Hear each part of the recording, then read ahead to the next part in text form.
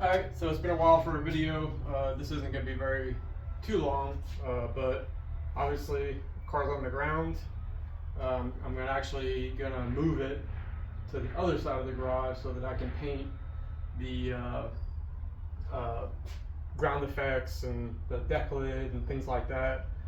I'll do another in-depth video later on for it, but the goal right now is to pull it out under its own power, see how it feels in the driveway, make sure the brakes are still good, which they should be, make sure everything feels semi-normal, and just do just a quick little loop around my block. May not even get out of first gear, just to kind of move it around, see what it feels, see kind of initial roll feels like. Anything no alignment's been done to it, none of that. The ride height I just checked is actually not bad according to the subframe connectors, but I'll double check all that later, obviously. No front end alignment, things like that. So yeah, I'm actually gonna leave the video running. I'm gonna start it and just do that quick drive around, and then I'll come back in and finish it out. Wish me luck.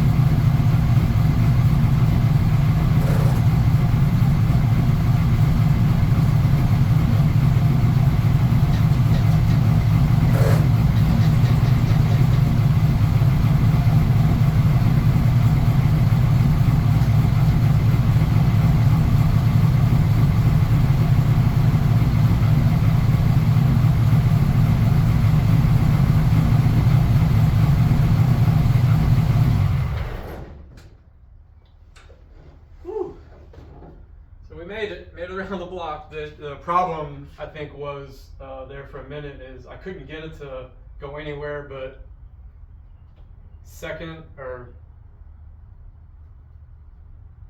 first and third. It wouldn't go into reverse, so I kind of rolled it back, just kind of rocked it around a little bit, and looked like it loosened up. So I'm not sure what that was. That was kind of weird, but it actually, surprisingly, no alignment whatsoever. Just what was on the previous car. It actually drove reasonably straight. I was actually pleasantly surprised. Yeah, real hiccups and everything. I mean, I'm kind of getting used to the noises and stuff like that, a little bit different. But yeah, I just went first to second, you know, weave back and forth just a little bit. But yeah, I mean, I don't think I could ask for much better than that. That was pretty wild. That was pretty momentous time there. So, but maybe I will do a couple little things here.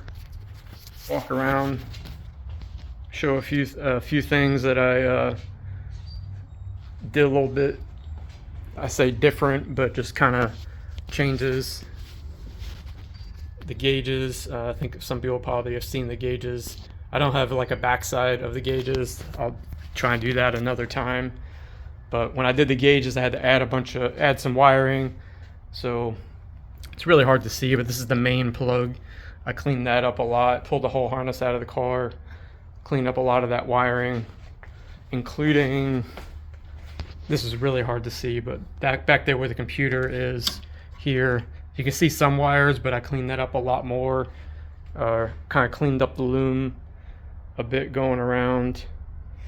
And then the big thing was I got rid of that wiring that was just going through the hole and added this plug right here, this cannon plug going through the wires inside the car, and that runs up into the dash right there. That was probably the biggest thing I did.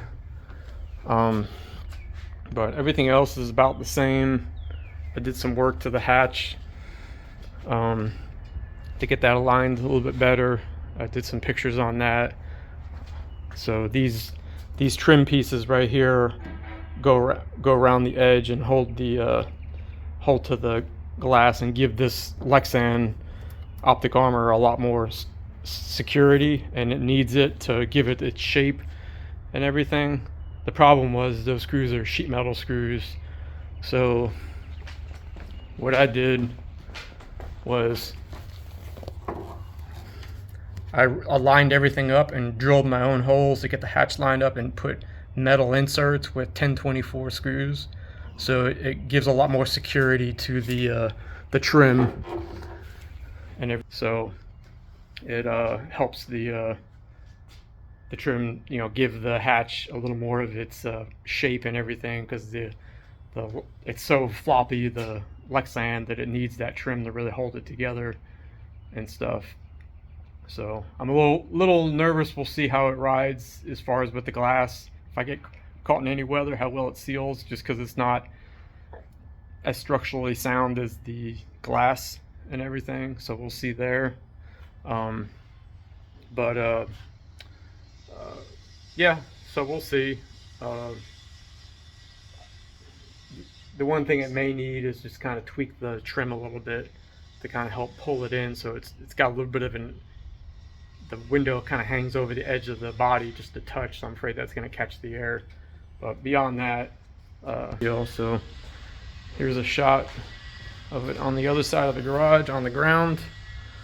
Finally, that was pretty crazy. So still a lot of work to do. Well, I say a lot of work, but really when I get this stuff painted and everything, then I'll be ready. I'll put the full interior together before I put the doors on, so it'll be completely done. Then I'll throw the doors on, and then yeah, start putting the front end together. And once I get to that point, it's really about ready. You know, get the body work on it, get the hood on it. I'm not going to paint the hood or the fenders. The fenders are going to be epoxied, but the hood and the nose, I'm not going to do that body work quite yet. So that'll just be black. for now, so that'll be how it was before. And yeah, once I get everything on there, then it'll be ready to start like getting into all the adjustments and everything, tweaking out the ride height, the alignment, just checking everything out, because it's got maximum camber on it right now. I'm not going to run it as far as it is, so I got to check that out. Anyway, so I know it's been a while. Oh, the other thing that'll have to be done when I get that get the rest of the bodywork painted, is I'll take the time then to go ahead and wet sand the body. So that's going to be probably, gosh, it could potentially be almost a week's worth of work doing all the wet sanding and polishing and stuff like that. That takes a while because I got to do a lot of taping off of everything so I don't get water inside the car and stuff like that from wet sanding it, from doing the roof especially. I've been holding off on that just in case I scratch anything, so I can wet sand any scratches out and things like that. You know, just waiting until the last minute to do that. So I'll do that when I get the doors on it and everything else together, so I can close it up as much as possible. So anyway, I think that's going to be about it. We're actually taking Belinda's car, the old Miata, out next month for our first autocross in about a year. So I went through this thing and did flush the brakes, flush the clutch, did an adjustment on the clutch pedal, changed the oil and filter. I made a bonehead mistake last time I was home and I drove it, and I left the oil cap off, so it engulfed the whole engine bay in oil and stuff. Thank goodness it wasn't a fire, so it took a lot of time to clean that. It actually was causing a mist and everything because there was so much oil in the spark plug holes. So I cleaned all that up. It runs like a champ now. Just waiting on a battery for it. And I'm going to put a lightweight battery in it because it needed a new one anyway. And this XS battery is really not much more than just a regular battery for this thing. So I went ahead and got that on. Actually, I ordered one and it came dead. So they sent me another one, so hopefully this one's going to come in tomorrow and be good to go. So yeah, I look forward to getting in the old Miata and racing it next month at ZMAX. So that should be pretty fun. So anyway, thanks for watching. Bye.